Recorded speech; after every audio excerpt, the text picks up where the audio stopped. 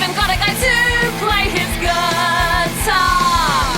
Now I need to come up with the words to sum up what the show is about, and I'm stuck. What a predicament. Kia ora ko Alex Bain aho. Welcome to What a Predicament, the podcast that probes the predicaments we all face in our daily lives. This is episode 27, a rather precarious position to be in, putting my humble podcast at the risk of joining the 27 Club. Not that I wouldn't be in good company. Robert Johnson, Jim Morrison, Brian Jones, Jimi Hendrix, Janis Joplin, Amy Winehouse, Kurt Cobain. These are all creators of iconic audio that changed the world, so you can see why I, creator of the world's #1 podcast, would be worried that I too might not see 28. But is the 27 Club really a thing? If you think about it rationally, the majority of influential artists die at ages other than 27. Number crunchers more adept at crunching numbers than I crunched the numbers. Looking at a whole grip of career musicians over the course of the years of our Lord 1950 to 2010, a statistically insignificant 1.3% died at 27. To put that in perspective, 1.2% died at age 26, and 1.4% shed this mortal coil at 28. The age that saw the highest mortality rates was actually 56, so why don't we call it the 56 Club? Similarly, health statisticians from Queensland University of Technology in Oz took over 1,000 musicians who had a #1 album in the British charts between 1956 and 2007 and found no peak at all in the deaths at the age of 27. They did find those in their 20s and 30s were 2 or 3 times more likely to die prematurely than the general population, but not 27 specifically. So why does the idea of a 27 Club persist despite the stats? It seems that it started when several big names all carked it at the age of 27 at the end of the 60s / beginning of the 70s, and notably Jimi Hendrix and Janis Joplin dying just weeks apart from each other, Jim in September 1970, Jan the beginning of October. Seeing as they both had untimely demises at the height of their fame, at the same age, around the same time, of course journalists would make the connection in their coverage. It's like how the British Medical Journal put it. The 27 Club is unlikely to be a real phenomenon. Fame may increase the risk of death among musicians, but this risk is not limited to age 27. End quote. The whole 27 Club myth is in fact a phenomenon known as selective reporting. Selective reporting is when rare events are widely reported, affecting the public's perception of how common they actually are. Now you're aware of it, see if you can spot some other examples of selective reporting out there in the real world. There's some fun homework. So maybe I can relax. Dying after 27 episodes isn't some curse I'm subject to merely by virtue of being one of the greats of my generation. But why can't I shake this existential fear? I think I'm thinking too small. I don't need to pursue the predicament of the 27 Club. I need to dig deeper and finally take on the ultimate predicament, death itself. I knew this day would come. I come from a long line of dead people. To paraphrase Larry David in the 2009 film Whatever Works, when he wakes up in the middle of the night shouting, I'm dying, and his wife offers to call an ambulance and he says, no, not now, but eventually. To gaze into the void of today's predicament, I've enlisted a new trial co-host. Like so many of the people I've already mentioned in this episode, he's a musician. In fact, he's the very guy I got to play guitar in the What a Predicament theme song. You might also know him as a member of the appropriately macabre groups Skulls, Graveless, and most recently Seto Kaiba. It's only Lucas Hogan. That's me. Do you have a punk AKA like Jerry Only or Steve Ignorant? Oh, I wish. I don't think I'm quite cool enough for that yet. What do you think one might be? You got one up your sleeve? No, not off the top of my head. Probably something really, really arrogant or just like confusing, like Speedboat Pete or something. Everyone's like, how is this guy famous? And it's just like, it's Speedboat Pete. Like, you figure there's got to be a story. You must know Speedboat Pete in the punk world. Was it a massive coincidence that we're both wearing entirely black today? Or is that just cover a podcast on death and both wear all black outfits? Funeral clothes. And it's literally a full moon right now and raining as well. Spooky season. Is this the start of a bad Netflix movie? Do we both die now? Well, I was actually curious, because I should know but don't, how old are you exactly? I was going to say as well, is this a test to see if I'm going to die? Because I'm not 27 yet. No. There's still time. The prophecy can come true. You're at risk of joining the 27 Club. It's entirely very much so. Although I think you have to hit a level of fame before it really applies. Well, at the trajectory you're on. I mean, if it makes you feel better, more people died at 28 than 26 of the study I looked at before. So you'll probably die at 28. It's probably safe for next year then. Yeah. It might get a bit rougher. Couple of years up your sleeve. A couple of percentile points difference. Do you find yourself, do you think of, with bands like Skulls and stuff, do you think of death often? Are you scared of death? It's funny. I knew you were going to ask this. I thought about it. I didn't really have a reason. I don't think so. It's more just genre specific. Yeah, I don't know. I think it just comes with the territory of like, I did always find it funny how people are happy to watch like a horror movie. Everyone with movies has different genres, you know, like you watch a comedy, you watch an action, you watch a horror movie. But when it comes to music, so many people just won't listen to anything that's remotely heavy. And it's like, oh, how could you listen to that? It's like, you watched Saw last night. Yeah. Like, why would you not listen to Cannibal Corpse?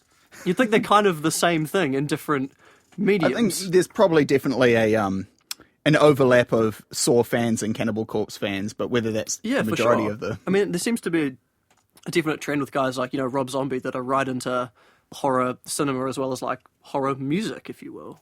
They're kind of the same thing, but different.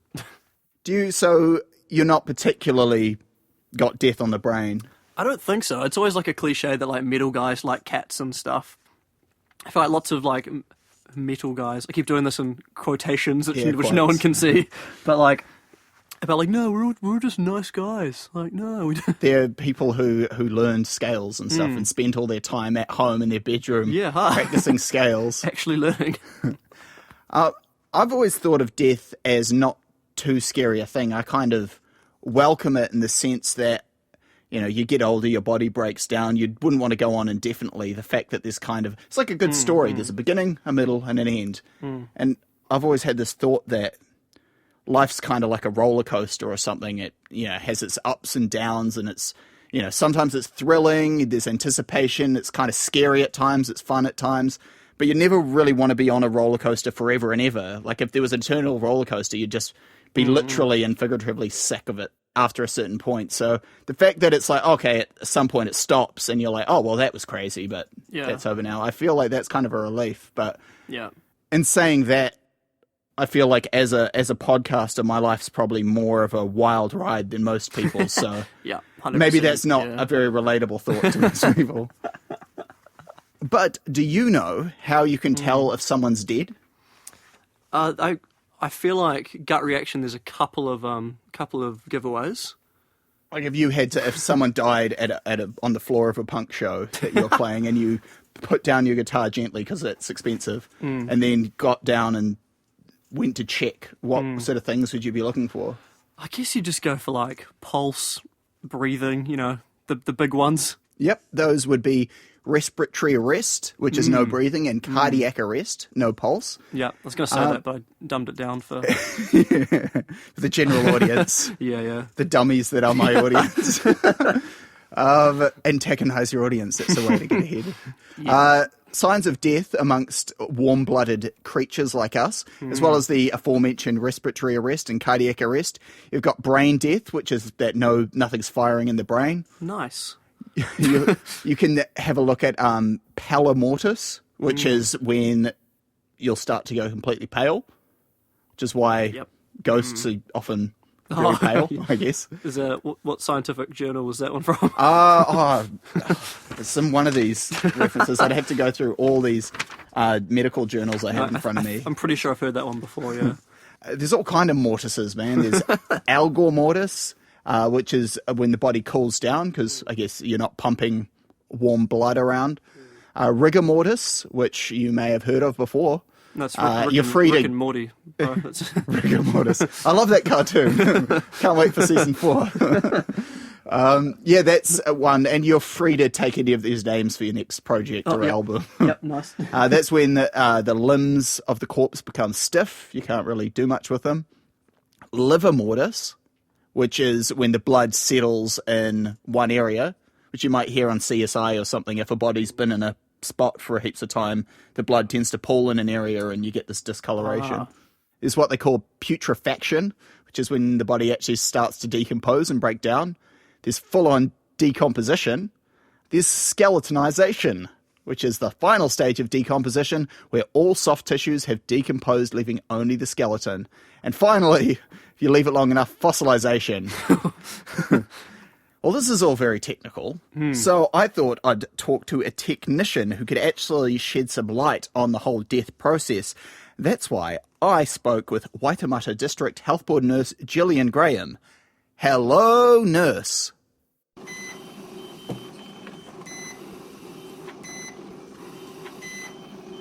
I thought I'd start with an easy one, just the single biggest question humans have, which is, what is death? The single biggest question, eh? If only it was as easy for me just to say the answer is 42. That's the end of it. Douglas Adams. He would know. In fact, he does know, I guess. I just finished reading those books.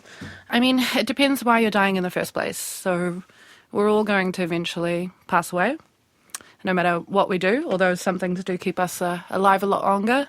Not so much my Friday nights, but it all counts.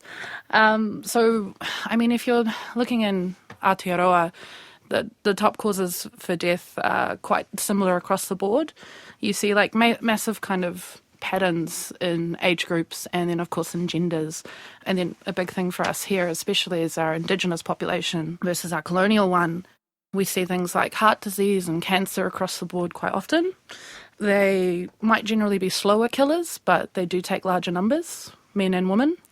In men, we see a lot of suicide, which I've seen a few working in intensive care mainly that we've had through. For ladies, breast cancer is pretty big, bigger whoop on the pink ribbon. And for men, colorectal one's pretty bad. No one wants the old finger from your doctor. So there's a reason behind it. It isn't just an in-joke doctors have. No. It's usually most of our morbid humour is based off repetition and patterns, those frequent flyers that we see coming through the revolving door of we call our ED department, yeah. But like if you're looking for like the nitty-gritty stuff, the things that people actually see when you're the person next to the person who's dying, you're next to the bed in your grandmother's. They've said, oh, look, we don't think they're going to do very well if we start doing any of these treatments that actually might make them feel worse for ages and then they might pass away anyway. Or if you're the 18-year-old who's just gotten that cancer diagnosis and they've said, look, it's spread so much already that we don't even know quite where to begin, all the way through to a car accident, big sudden whack, you're in with us, you're on a breathing machine, you're not waking up properly, If you're looking at those kind of things, a lot of it, when we teach people and talk to people, is from like the visitors and family side, because obviously they're the ones that are sort of more present and more alert for us to talk to, that kind of jazz. It's an interesting thought that death is something that affects the living, kind of the people who stay on almost more than, well, not quite as much as the person that it's personally affecting, but you don't really think about it from that side. Yeah, and I mean, when we deal with death, a lot of it is around whānau and family. And the more you learn about the sort of biological processes, once your body is actively in a state of starting to shut down, because it can't cope with whatever stress it's got at the moment, whether it's the treatments aren't working and you've actually got tumours growing in place of tissues and things like that, or you've come in for a completely different reason, but your body's just not strong enough to cope. So we generally see fatigue as a big one. So I know they talk about the 5 stages of grief. So we apply them quite similarly to dying. When you start with the denial and the bargaining and the acceptance and all that jazz. But from a biological point of view, once the body has sort of decided it can't quite cope, it does start shutting things down, and we talk about it shutting down from the tips and going inwards. And that's how your body deals with a ton of issues in general. Protect what's important, all of the vital things in the middle, big meat sack filled with all the important things, and then ultimately is the brain. which is the A+ goal for your body. It'll shut down almost everything else just to preserve the brain. I mean, everyone's different, and I feel like anyone who listens to this might be like, oh, that never happened to me, or my mum didn't pass that way. And there's usually circumstances around that can make it quite more traumatic. But yeah. So despite being a thing that affects every single human, it isn't a one-size-fits-all thing. Yeah, absolutely not. I mean, we're social creatures. Like, I'm a nurse. I've worked in ICU and surgical and medical. I've taught at universities. Like, I've talked to these people. I've worked in palliative care, and everything's social. Everything's about the connections to those around you and how we can make it as pleasant for the person in terms of their experience. So obviously things like pain and good breathing and comfort, being in a nice, comfortable place surrounded by people that you like, positive reinforcement stuff.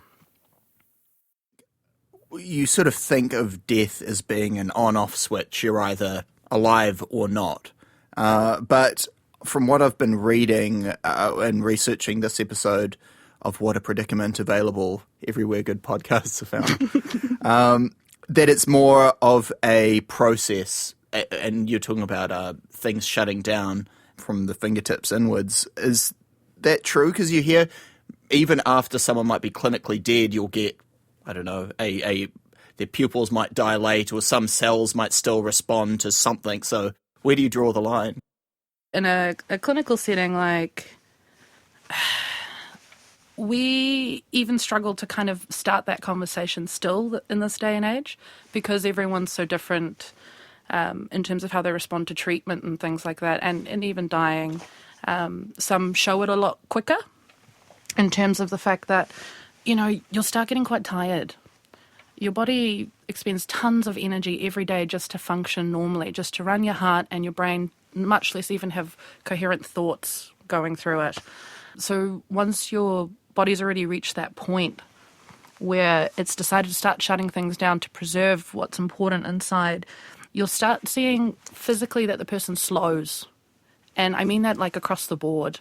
So they'll be more tired, more lethargic. They'll want to sleep or sit or be quiet. That's the body conserving energy. You got it, 100%, yeah. Kids can be a little bit different. Sort of in the last 2 weeks before they pass away, they tend to sometimes become a bit more energetic. They have a more of an appetite for life. And we also kind of see that sometimes in adults, where we talk about the last hurrah. They'll be really good, sit up for breakfast, eat their whole meal. They haven't looked like this in 2 weeks. Everyone goes, oh, beautiful, maybe we're making an upturn. And then they'll actually deteriorate maybe 8 hours later, within an hour. And we're calling family and saying, look, he had an up moment this morning, but he's very definitely getting near. And so in terms of other physical symptoms, when you're talking about like the skin, so you imagine someone shutting down, they go white and then a little bit blue tipped. They might get a little bit blue on the lips as well, but cyanotic. You won't really feel good pulses, or if you give them a squeeze, the colour doesn't come back. Sometimes you'll actually get people go quite red, or they'll go splotchy, mottled and purple, and that's quite often a lot to do with lack of oxygen to those tissues, and that's your body's choice at that moment. You might see that some of them sort of towards the 1 week or so before they pass away, you know, they'll get appear quite gaunt and quite cold, bundle up lots of gloves and scarves. And I had a lady once who'd still be up walking around every day. She'd do like 5 rounds of the whole unit, but she'd be wearing 7-8 layers. And even when I could go check her pulse, I couldn't actually feel anything in her hands. She was that shut down, but still functioning. In preparation, I was deep diving the opening paragraph of the Wikipedia article on death.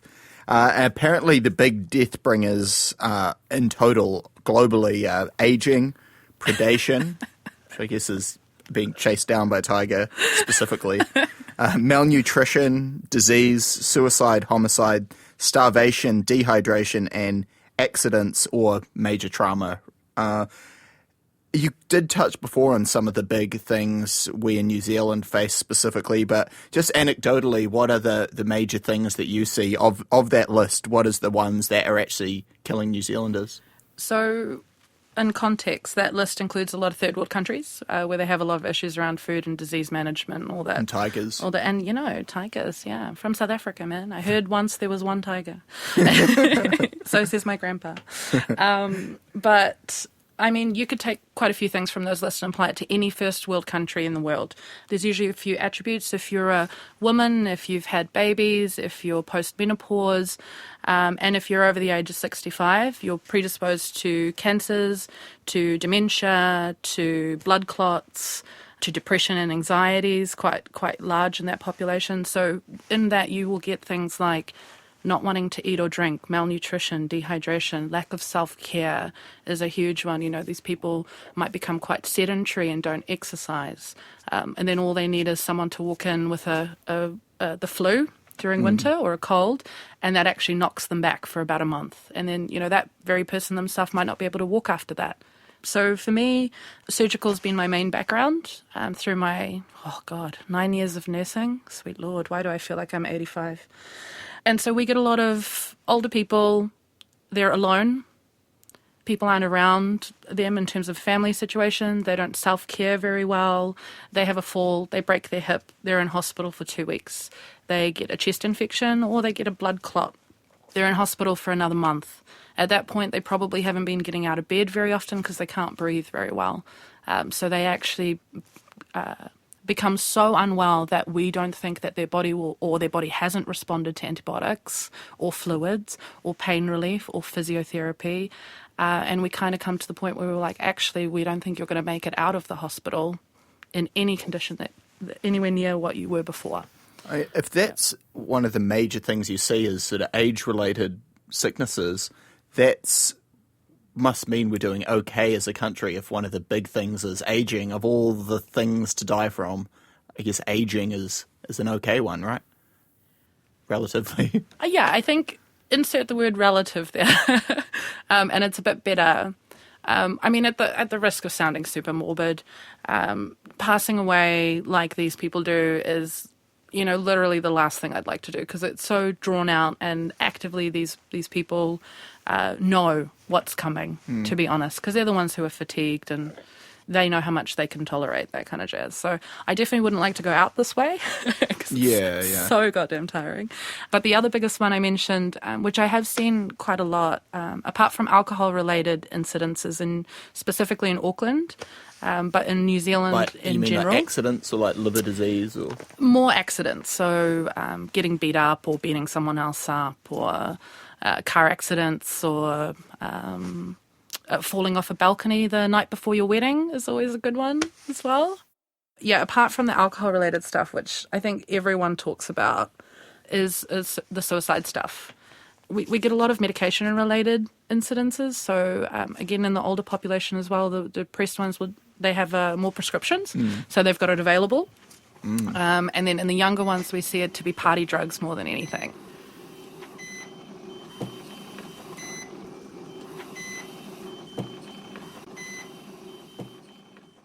I believe you can actively hear me rethinking how good an idea this episode was throughout that interview. And we will come back to my conversation with Nurse Graham in a minute. But while we're on the topic, what do you reckon the best way to die would be, like if you got to pick? In a pathetic attempt to try to do some research for this, I put predicament, name of the podcast, and death into Google. And I got a video of a guy whose nickname was The Predicament, who died in quite a horrific way. He was a mechanic under his car, blasting music loud, and it was we don't have them here, but you know those street sweeper things? They've got like a big rotating kind of broom. They suck like cans and stuff under. Yeah, sucked him by the feet because he was on one of those mechanic, there's probably a term that I'm blissfully unaware of, that you know, like a skateboard that you lie on under a car. Yeah. He was on one of those, it grabbed his feet and just whipped him into this machine. So it sounds like the Austin Powers bit where the guy's got the steamroller coming towards him and it's rolling really slowly. And it was part of a terrible TV show called like 1,000 Ways to Die, and they literally just cover off 1,000 different crazy ways people have died. So I went down the rabbit hole of that, and none of those were very good ways. Yeah, so it's more of it checking off, okay, don't do that. Well, there's 1,000 of them that you could very easily check off. And even one of them was They were all extravagantly ridiculous. Like a guy who who the night on a big party, like a drug alcohol bender, he'd woken up tied to a bed, and he was wearing high heels, and it was a waterbed, and in trying to get himself out, he popped the waterbed, and But so he couldn't get out. no, because he's tied to it, so the water went up and the bed went down, and he drowned underneath it. That's tragic. There's 998 more of these. I can't recall all of them, but No, I can wait if you want to just those are definitely ways that you would not rack want your to brain. die. You don't have anything that you thought, oh, well, as far as ways to go, like, None of them were particularly quick. You would assume a quick way would be good. here's mine. I always thought it would be nice to... Did you watch the old cartoon DuckTales? Yeah. I think it'd be awesome to, like, dive into a bank vault of money because you have all this money. True, And you yeah. dive, except instead of swimming through the coins, you just, like, break your neck or something. But if you're going to die, like, because you have all this money and you're drunk on riches enough to dive into it, then that... Yeah, I could live... Well, like, not live, that's the wrong expression, but I would be okay with that as my final outing. And if you're jumping into your money, it suggests you're literally out of things to do with all your money. Yeah, So exactly. you've probably done it all. I can't that do... point. There's nothing left for it but for it to be a surface upon which to dive. It's crazy though. Like, there's a video, like, top 10 most unimaginable things people have survived, and the next one was top 10 ways people have died under everyday circumstances. And it's like the two polar opposites of, like, look how crazy the human body is. We can survive living on desert islands and falling out of planes. And the other one was like, this man stubbed his toe. Could this be you? Yeah, and he died. Like, he get some... I don't know, the Yeah, some nail goes infection. in and gets infected or something. so, like, I saw the other day a dude as a bet ate a slug, and the slug had, like, a parasite. That's right. Yeah, that was yeah, news. and he died over it. It's so easy. Well, one thing to consider is it's not just what's best for you. Because if you think, like, okay, a quick death while I'm young and still healthy, what if I just spontaneously combusted at my desk at work? Like, wouldn't that be a way to go? But if you think about it, you're probably leaving the rest of your co-workers with PTSD. You know, the cleaner's probably not going to be super stoked. It is worth considering to find the best possible method of death, the impact it would have on other people around you.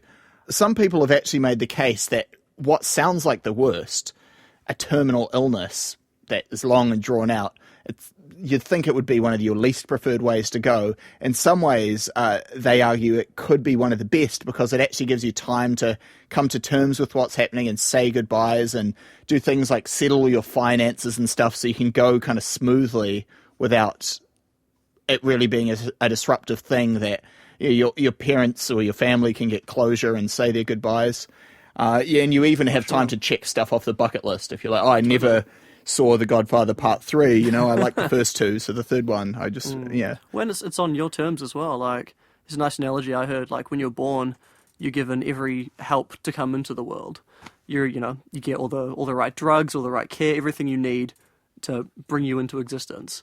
So why would we not do the same on the way out? Totally. You're fully looked after on, make sure everything's under control, make sure you've done everything done everything you want to do in terms of, like, talk to the right people and stuff, and you're kind of cruising on out. Yeah, you don't have all those regrets, because people always say, you regret the things you Yeah. didn't do rather than the things you do, and not having those chances to, I don't know, make amends or whatever.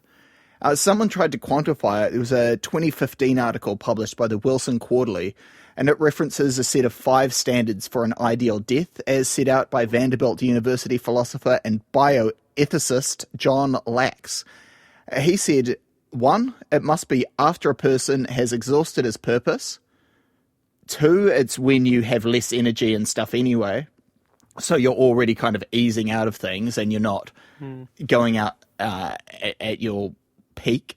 3, the person's affairs should be in order. And again, having that long drawn out thing actually lets you do this. You do your paperwork, your wills, said your goodbyes. 4, the person should feel like they're leaving something good behind. It might be as simple as having kids. Something like that, where I feel like I've changed the world. Apparently that's something he's found is a big thing that makes people feel better about it. And then 5, as you suggested before, the death should be quick and painless. The actual flicking of the switch should be quite nice. Yeah, so it seems there's a lot of different perspectives on death. When I talked to WDHB nurse Gillian Graham, I asked her how her view of death has changed since working in the medical field. Hello, nurse.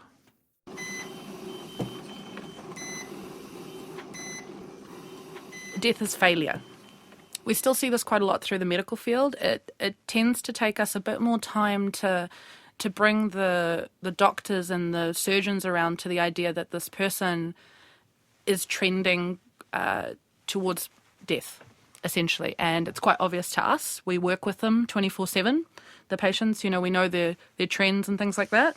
But I think I had a couple of traumatic deaths my first year out as a nurse, quite dramatic. And I thought that it was us who had failed those people, despite the fact that I had the knowledge that there was probably no other likely path for them because of all the risks adding up. And you eventually, after a couple of years, you see where the trends are going. And, obviously everything's based off research. But it took ICU, working in the intensive care unit, for me to really come to grips with quality of life as being depending on the individual, but equal or almost more important to the actual act of being alive. Like, I know that sounds really dumb. If you're not alive, you can't do anything about your quality of life.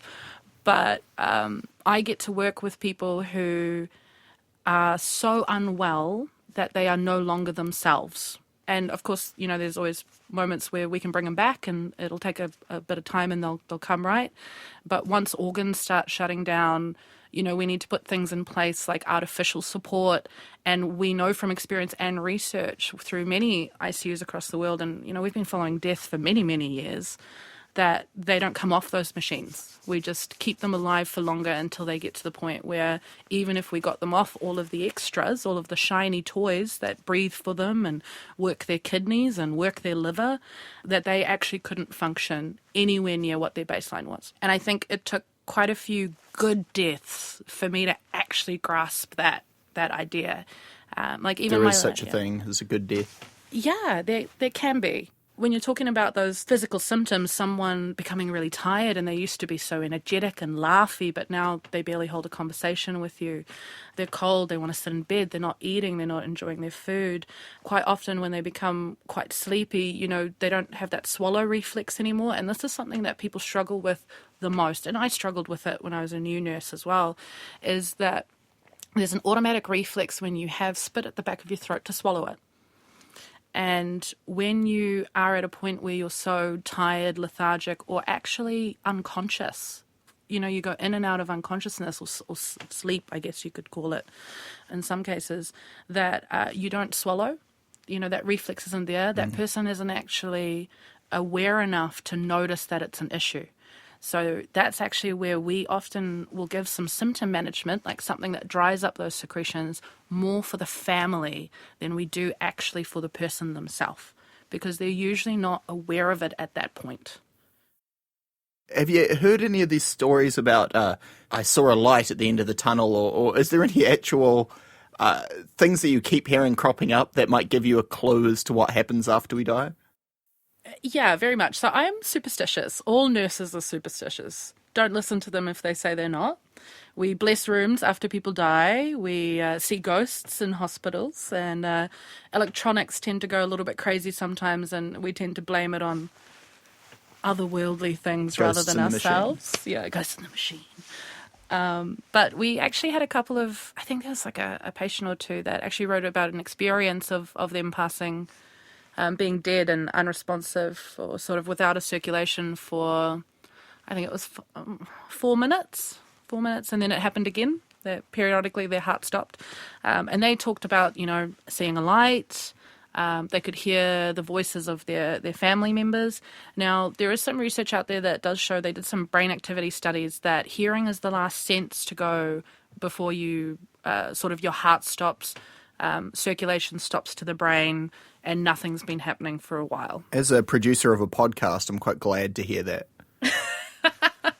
Why? Because most of your audience are already dead? They're well on their way. If they weren't before, listening to this episode has probably tipped them over the edge. we had one lady actually, and she really creeped me the heck out. And she'd said, you know, my family member is going to die today. And I said, oh, okay, that's interesting, because that family member is quite unwell, but, you know, they're getting better. And I only found through upper management because my person had actually passed away. They died unexpectedly, quite dramatically. It was one of those religious exorcist yelling moments where you're kind of like, okay, I might have nightmares about this, I might not. The person that the family member had said was going to die. Yeah, so they had passed away on me, and then I had been talking to someone in management just to do paperwork and stuff like that afterwards, because you still have to carry on with the rest of your day after someone's passed away. You just give the family time aside with them, and you don't rush them or anything. But she was on a different ward, had told that management, that charge nurse, that my person was going to die that day and that they would see them soon in heaven. And then 2 hours later, unbeknownst that this interaction had happened, my person had passed away, and then that person in particular had passed away the next morning. You think you'd be questioning them, like, there's only one way to really know for sure that someone's going to die, and that's to have your hand on the knife or whatever. Yeah, so they may or may not have. Neither of them were mobile. I was wondering, and you maybe alluded to it before, but you hear how sometimes chefs will be really doing amazing things in the kitchen, but when they get home, they eat out of a can. Is it true that there's anything like that for nurses? And I don't need you to throw anybody under the bus, but like where you are health carers, but then perhaps on the off time you do things that aren't healthy or tend to slip in that regard.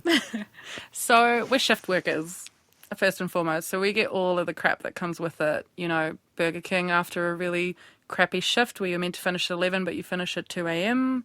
No time to cook meals for the week, so you're eating all those lovely takeaways and sugary things that make the emotions feel so good. You'd be telling off a patient and doing. Sleep's always terrible. We tend to stay up weird hours. There's a huge kind of party culture in nursing. We're a little bit terrible at catching up with each other because of shift work, but it always tends to be like a go hard or go home kind of mentality in our industry. I imagine there's a fair amount of steam that needs to be blown off. Yeah, hell yeah. I don't know what you're talking lovely about. steam. And it might be a waste of time because I figure anyone who listens to What a Predicament is already pretty woke, but anything else you'd like to hip people to that you think just while you've got an audience? 3 main things. Number 1 is have that conversation about death early. Have those conversations with your family members. Make it a little bit fun. You know, you can always have a good giggle about it. Be like, I had a guy who said he wanted to get cremated in his barbecue that he had spent $1,800 on. He listed all these specifications to me, and I was like, mate, I'm not going to send you home to get cremated in your barbecue, no matter how shiny its hood is or how high the heat goes. It's like charcoal thing going on. And he's like, oh, it and can do wood or neighbours gas. poking their heads up over the fence like, oh, smells good. What you got going? Oh, man, what kind of pies you got Where's over my there, invite? Sweeney? But yeah, have that conversation early. Have it with young people as well. The second thing is around the topic of organ donation. So we don't have overly great numbers of people who actually donate when they come to us unwell in the healthcare system. So unexpected accident happens, they come into the emergency department, we find out that they've got no brain activity, we give them a chance, we've sort of still got them on a breathing machine, but you know, now we can start having those conversations about how the family believe that this person would have wanted to be treated and how they can be made comfortable. We don't bring up the conversation enough, and I know it's a hard conversation, but there are people out there who for themselves want to be organ donors, but their families just can't bring themselves to make that decision on their behalf because they're no longer able to speak for themselves. But it makes a huge difference to others. We've got good contacts in New Zealand. Just Google organ donation. It comes up, I think, organdonation.nz. And I personally know some of the people who run the coordination for the North Island and New Zealand, and they make the process amazing. And you get to choose what your limits are. So please don't feel that once you start the process, you have to finish it off. Absolutely not. And the third one, as always, probably is please get your CPR. You could be the reason that someone makes it to the hospital, that they have that chance to survive, especially things like heart attacks in the community. You know, it's time to that first shock. So do your CPR, call an ambulance, get someone to bring the shockies, the defib pad. Even if you don't know how to use it, it tells you what to do. But that's the bare minimum. Please do your first aid, get CPR. I heard the rule of thumb, and it's quite appropriate in terms of the timing for chest compressions, is the beat of the Bee Gees Staying Alive. Is it da, da, da, da, da, da? Yeah. The other one is Another One Bites the Dust, but we don't recommend that one.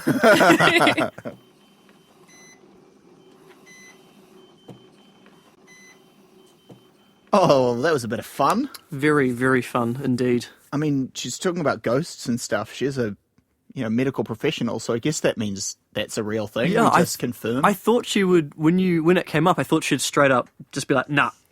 But it's interesting. I had heard things about the that rung a bit of a bell with people mentioning old family members and hearing and seeing kind of things. It literally happened to my nana when she was like, clearly didn't have much longer, and would go see her, and she'd be like, oh, so-and-so visited me this morning.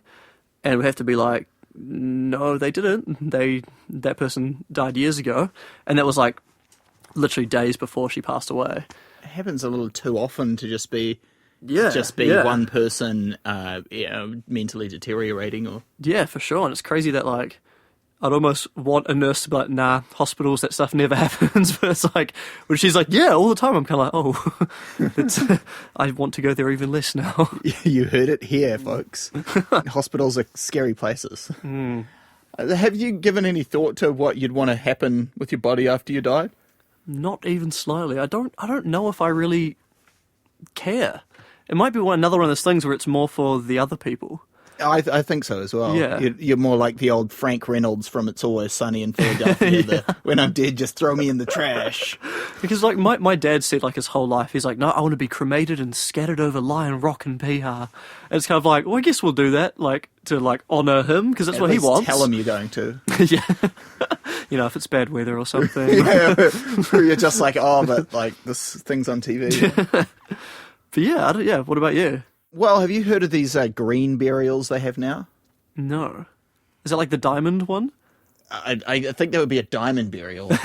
Have you heard that one though? Apparently they can compress your ashes into coal over years, which eventually goes into a diamond, or No. and they make jewelry out of it and stuff. Yeah, Whoa. I'm pretty sure that exists, and I haven't just talked absolute shit on your podcast. Whoa. That's kind of cool, actually. It's like turning your body into a mineral. Yeah, and then you can wear that dead person on you. Yeah, or wind up in a rapper's grill or something. I think I first came across these green burials from a smart guy, actually, Neil deGrasse Tyson. He's a real brainiac. He said, I would request that my body in death be buried, not cremated, so that the energy content contained within it gets returned to the earth, so the flora and fauna can dine upon it, just as I have dined upon flora and fauna during my lifetime. And green burials are kind of the eco-friendly new trends where it's all based on, again, returning that body back into the ecosystem. To quote another wise thought leader of African heritage, Mufasa, when we die, our bodies become the grass and the antelope eat the grass. And so we are all connected in the great circle of life. The idea with the green burial is it's more clean and green, instead of... Because even embalming, you're being pumped full of chemicals, and then they just chuck that in the ground, and how's that good for anyone? Yeah. It's just so you can be presentable at a... What is funny, the idea of like, you get all made up to look great, to be put in a box, with the idea that it never all obviously does rot away, but... you want to try preserve it under the ground for years. And that's not really... And even being buried in wood, that's like treated wood and polished wood. And then you just stick that in the ground and all that concrete. And if you look at the actual impact that burials have on the environment, Americans put in the ground each year through traditional burials 20 million feet of wood. 4.3 million gallons of embalming fluid, 1.6 million tons of reinforced concrete, 17,000 tons of copper and bronze, which I assume is like handles and stuff, and 64,500 tons of steel, according to the Green Burial Council. Not that they don't have a vested interest in these. Or if you look at cremation, which is kind of what Neil deGrasse Tyson was getting at before, is the idea of if you just burn it, then that's just releasing carbon into the atmosphere, and all that potential energy the body's got, you're just burning it off like fossil fuel. It's no... Yeah, for sure. Yeah. So I do think that is maybe the way to go. When you can just be buried in like a very simple sort of cloth sack, pretty much, so and buried without anything. Yeah, it's biodegradable, and then you just get eaten up by worms and bugs, and actually that potential energy goes back into the ecosystem or grows into grass or whatever, as opposed to completely wasting it by setting it on fire for whatever reason. Well, cheers for joining me today. Has any of this morbid curiosity reframed your thoughts of your inevitable demise? In doing research, I did listen to a few podcasts on death, and it did get me a little bit down, to be honest. Just all these different ways you can die and stuff. But no, I think after listening to The Nurse, we just need to appreciate the hell out of nurses. Hell yeah. They do such an amazing job. And, some of them, I've seen... ambulance workers are often protesting because they get like beaten up by people that they're trying to help and stuff, and that is so ridiculous. You're seeing people at their most emotional and most they're going through really rough like stuff. Trying to literally save someone's life, and they get like attacked over it. That's ridiculous.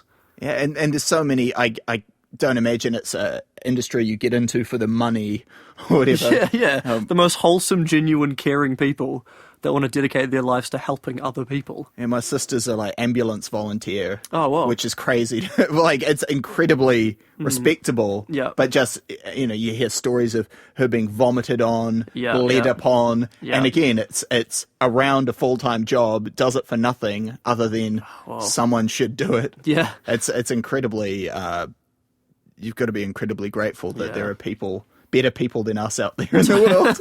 Can you imagine if everyone was like us? I hate to What a terrible planet. Well, I personally still had a few unanswered questions. So to truly come to terms with death in all its finality, I have one more interview to play, and I'm not going to lie, it's pretty heavy. I got the opportunity to ask a few questions of an actual dead person. And it went a little something like this. So, how long have you been dead? What are, like, some of the common misconceptions us liveys have about death that you could set the record straight on? Yeah, I heard something about that. Like, it's like a naturally occurring DMT trip kind of thing. Like, that's supposed to be what people call the life flashing before your eyes moment. Could you tell us about that experience for you?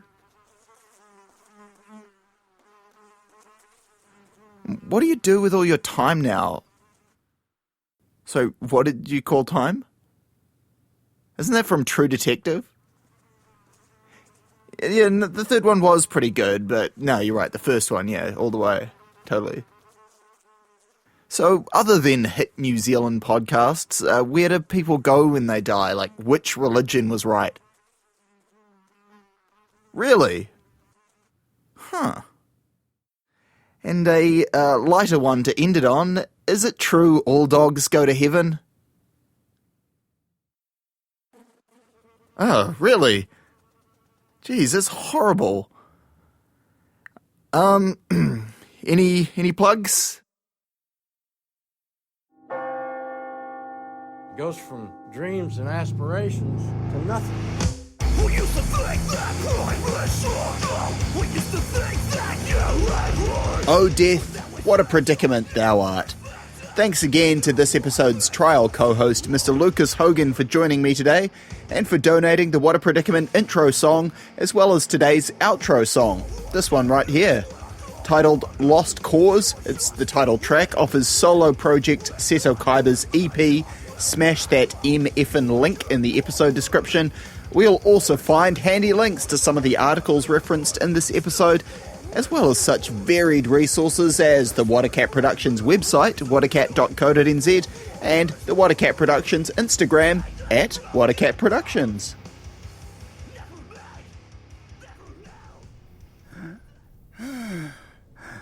Okay, any minute now. This is about the time in the episode where some random, unpredictable phenomenon flicks me out of the proverbial fire and into the frying pan. In this case, the fire is being buried under a pile of rocks inside an empty warehouse with no hope of rescue. Weeks without food or water. Sure could use that frying pan right about now. Anybody there? What have you got for me? Is the whole place gonna catch fire? Could the ceiling cave?